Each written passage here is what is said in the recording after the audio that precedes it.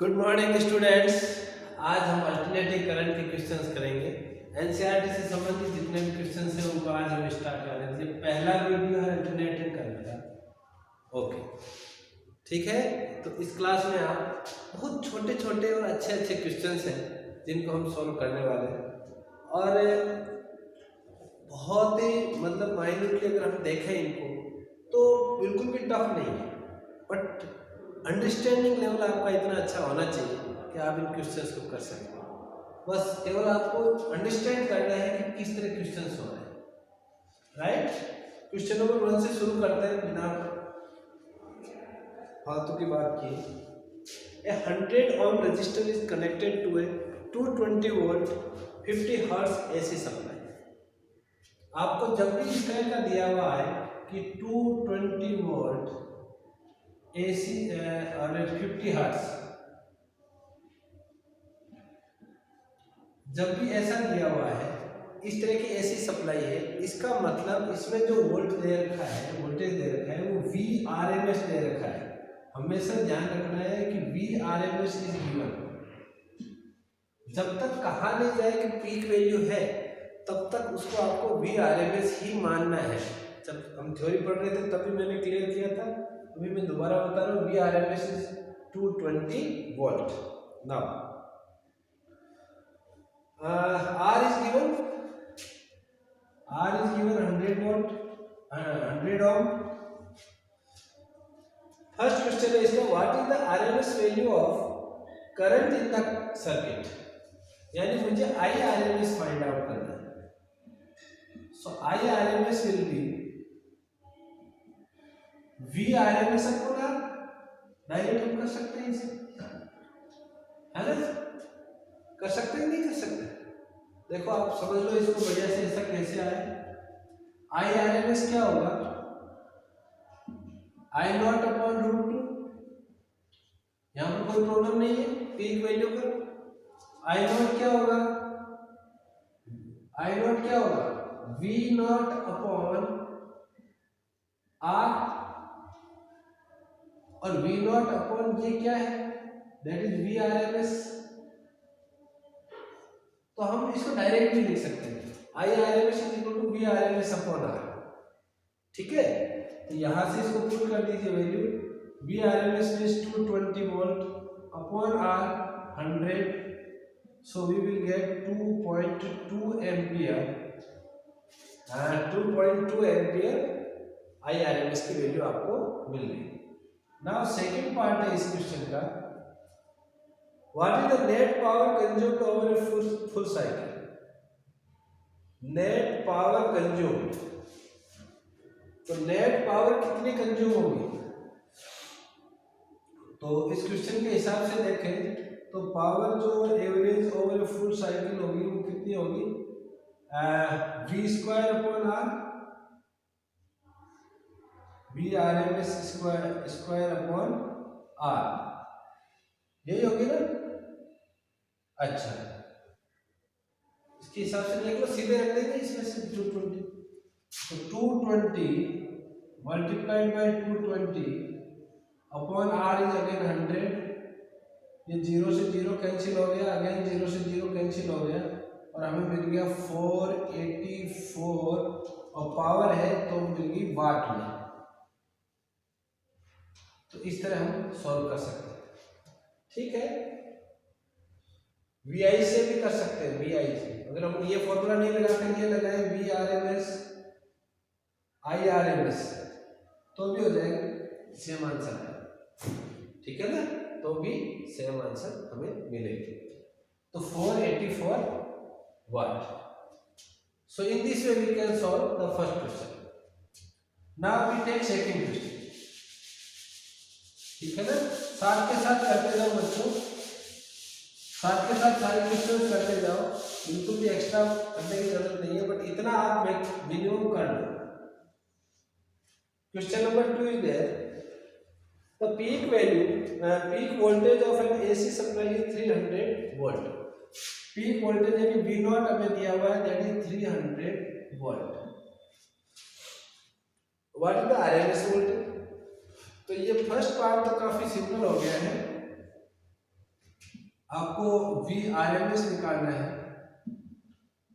तो V R M S की value क्या होगी, V not upon root two, है ना, V not upon root two, 300 upon root two 1.41, ठीक है। तो इसको कर लो, 300 अपॉन 141 कितना आ जाएगा, 2 टाइम्स यहाँ पर चला जाएगा, तो ये हो गया भाई आपके 22, 1801, है ना, तो ये हो गया 39 अगेन 2 पॉइंट समथिंग आएगा, 1 2 आ सकता है कुछ, ठीक है। तो इतना वोल्ट के आसपास आपका वी आर एम एस आ जाएगा, ठीक है ना, 1/1 इससे डिवाइड करेंगे। अच्छा, और हम इसका सेकंड क्वेश्चन देते हैं, इसको एक तरीके से और भी करते हैं बच्चे, वो भी एक अच्छा आइडिया है। जैसे 300 अपॉन √2 है, तो √2 से ऊपर नीचे मल्टीप्लाई कर लो, ये 2 आ गया, इसको कैंसिल आउट करेंगे तो 150 मल्टीप्लाइड बाय √2, तो 150 इंटू 1.41, इसको मल्टीप्लाई करना ज़्यादा आसान है, ठीक है, मल्टीप्लाई करना डिवाइड से ज़्यादा आसान है, इसलिए ऐसे भी हम इसको सोल्व कर सकते हैं न्यूमेरिकल्स। सेकंड क्वेश्चन है इसमें, the RMS value of current in an AC circuit is 10 ampere, यानी IRMS is given 10 ampere, peak current I not निकालना है, I not we have to find out, so I not will be, formula क्या है, IRMS is equal to I not upon √2, ये इधर आके multiply हो जाएगा, so I not will be IRMS √2 10 into 1.41, और इसको मल्टीप्लाई करेंगे 10 से तो आएगा 14.1 एम्पियर, 14.1 एम्पियर हमें यहाँ पर इसकी वैल्यू मिल जाएगी I नॉट की। समझ में आया कहानी, इस तरह हम इसको बढ़िया से सॉल्व कर सकते हैं। चलो, है ना, अच्छे बिल्कुल सिंपल क्वेश्चन है, अब उतना उलझन नहीं है जितना डीप एंगल ऑफ डिक्लिनेशन, कितनी प्रॉब्लम्स थी, कहाँ कौन सी डायरेक्शन देखनी है, कौन सी नहीं देखनी है, यहाँ पर बहुत कम प्रॉब्लम्स है। धीरे धीरे न्यूमेरिकल्स भी सिंपल हो रहे हैं, कुछ आपने इतने न्यूमेरिकल्स किए हैं तो उससे भी आपको ये सिंपल लग रहा है, ओके, बट अवेयर रहना है कि हमें कहाँ कौन सा फॉर्मूला लगाना है। A 44 millihenry inductor is connected to a 220 volt 50 hertz AC supply. Again it is given that the AC supply is 220 volt 50 hertz. इसका मतलब हुआ कि आपको यहाँ पर ये VRMS वैल्यू दे रखी है, और जो L दे रखा है इसमें inductor, that is 44 milli henry है, तो हम इसको कैसे लिखेंगे, 44 into 10⁻³ henry, right. So this one is given and the question is determine the RMS value of current in the circuit, यानी IRMS हमें फाइंड आउट करना।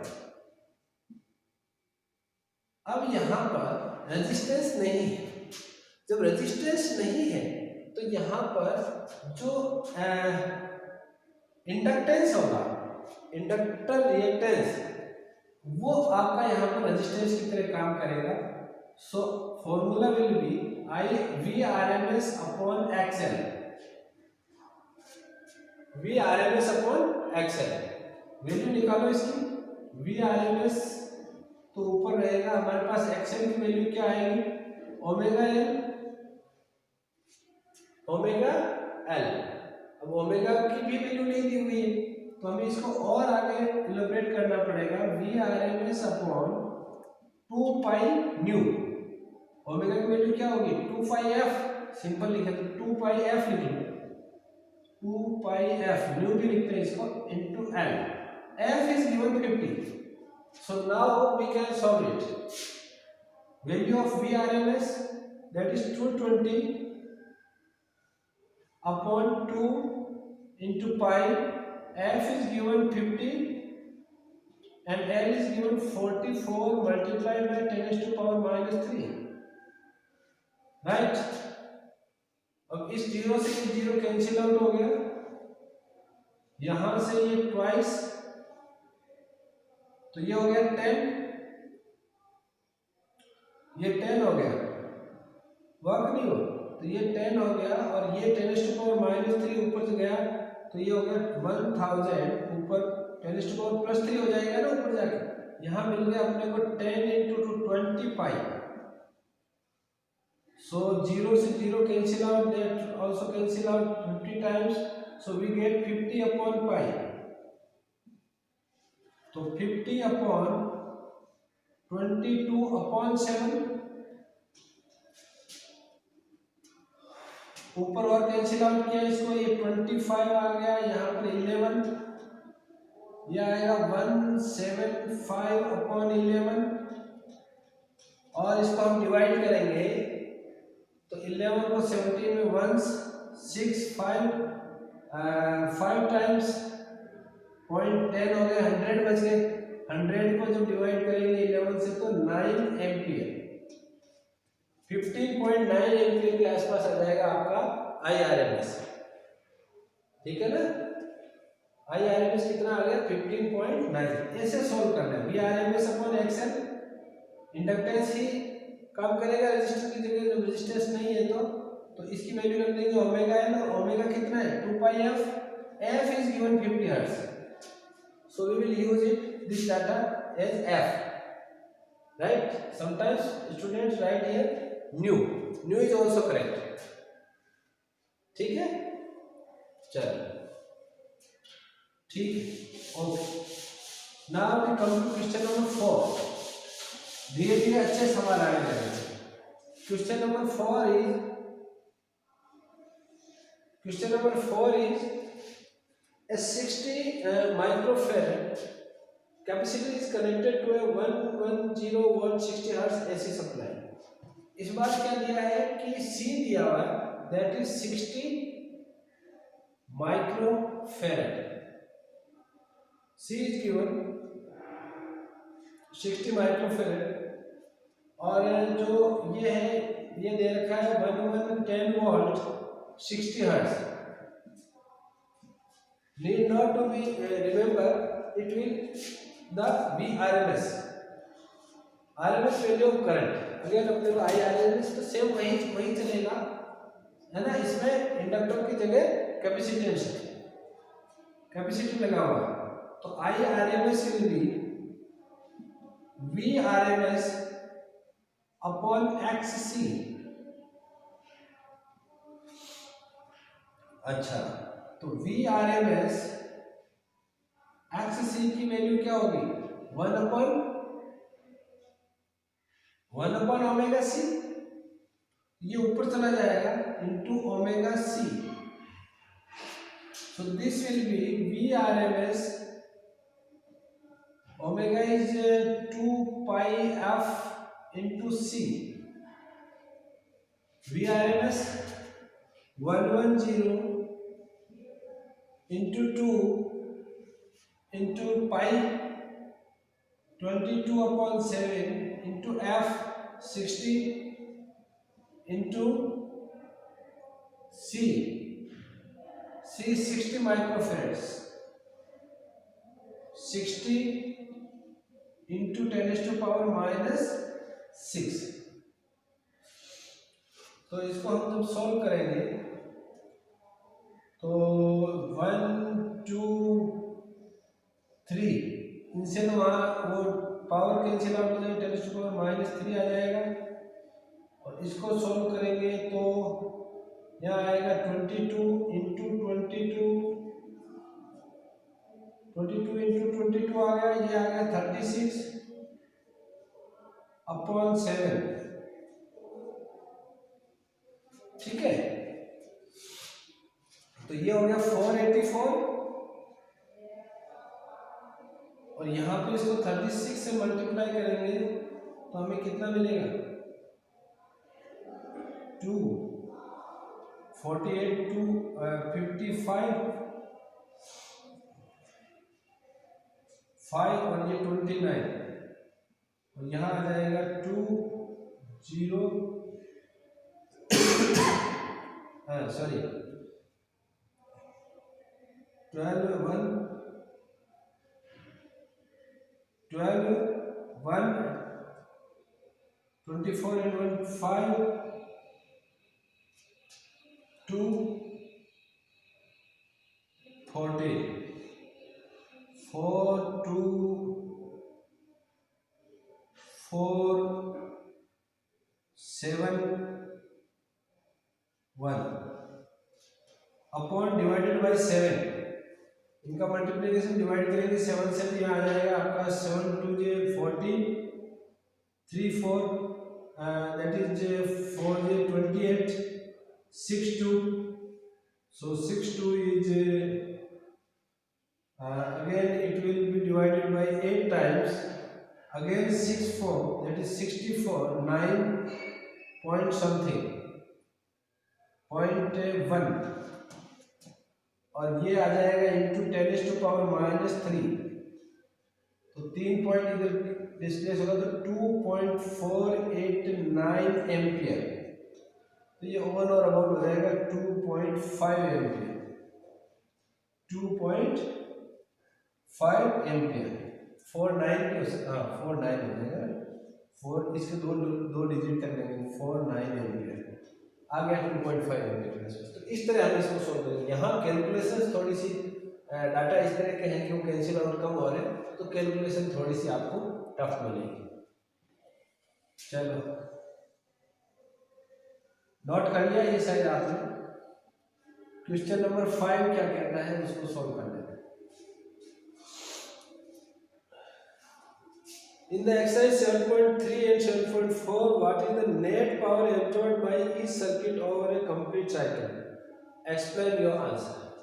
वैसे तो ये सिलेबस में नहीं है इस साल कि पावर जो ऐसी सर्किट में डिसिपेटेड होती है वो आपको इस साल अपने सिलेबस में नहीं है, but still I think it should be discussed in very good environment because यहाँ सही समय है अपने पास कि पावर जो होगी उसका फॉर्मूला क्या होगा ये आपको पता होना चाहिए। आपका एवरेज पावर जो ओवर द सर्किट काम आएगी वो आएगी आपका VRMS IRMS cos phi, ये फॉर्मूला हम यूज करते हैं, ये क्लास 10 से पढ़ते हैं P = VI।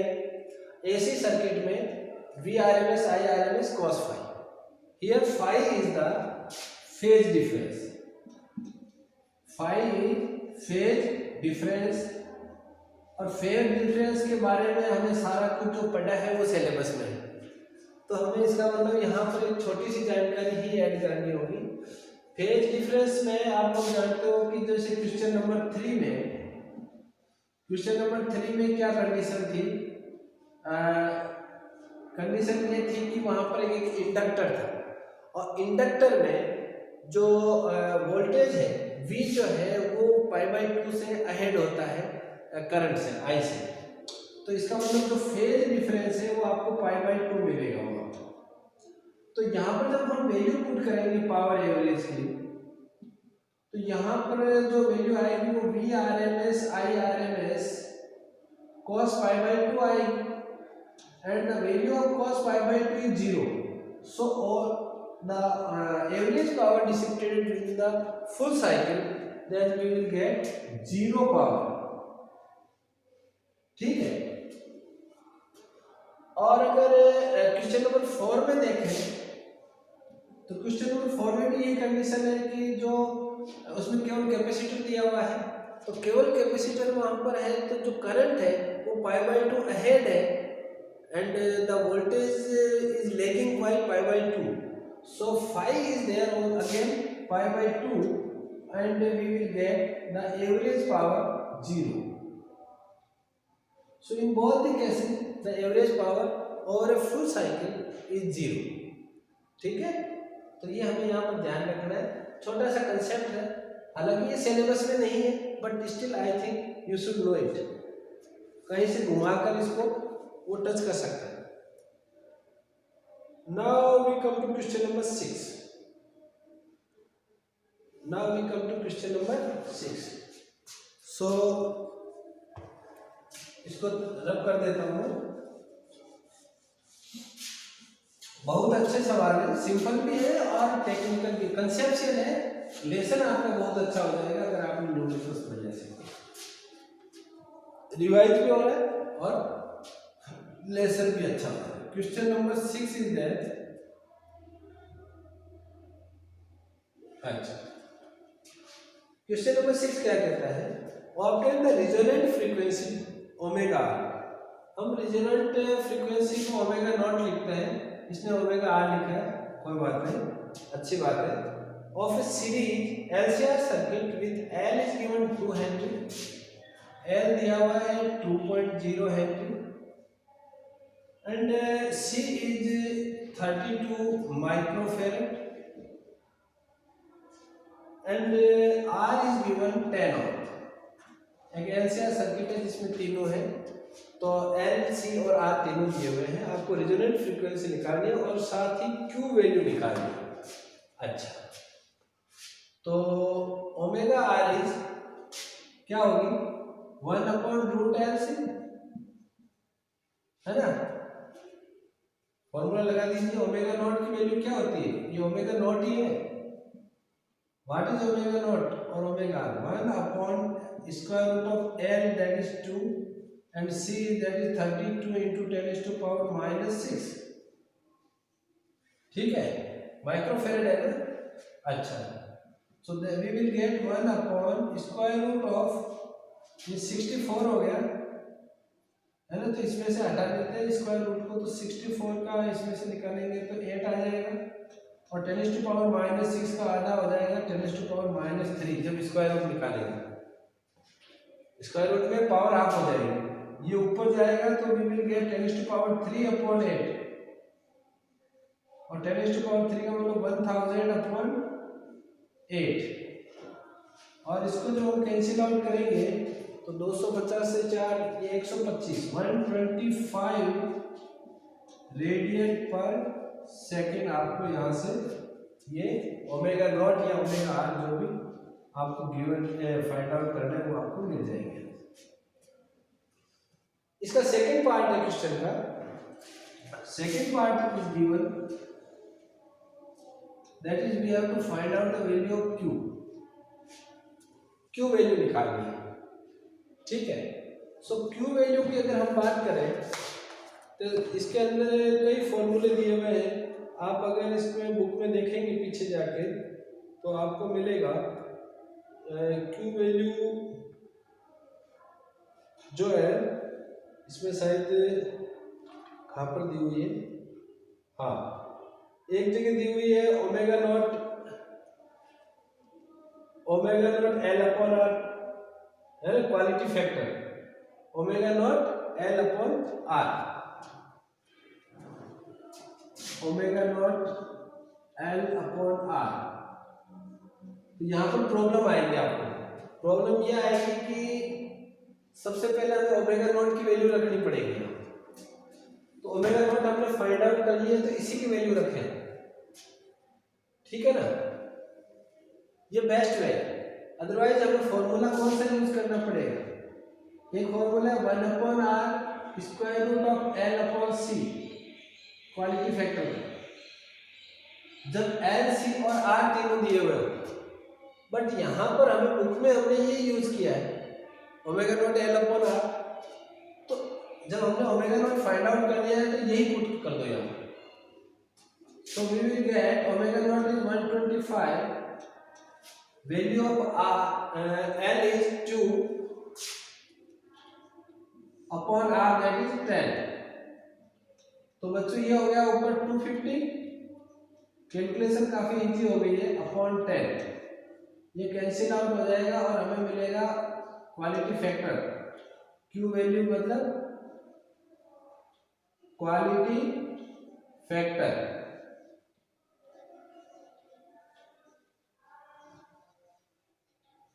that is equal to 25.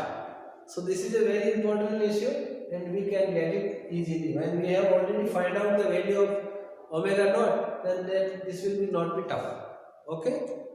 अच्छा, ठीक है बच्चों, आज इतने ही क्वेश्चन करेंगे। नेक्स्ट क्लास में हम बाकी बचे रिमेनिंग क्वेश्चन इस चैप्टर के करेंगे। मिलते हैं अगली क्लास में। Take care.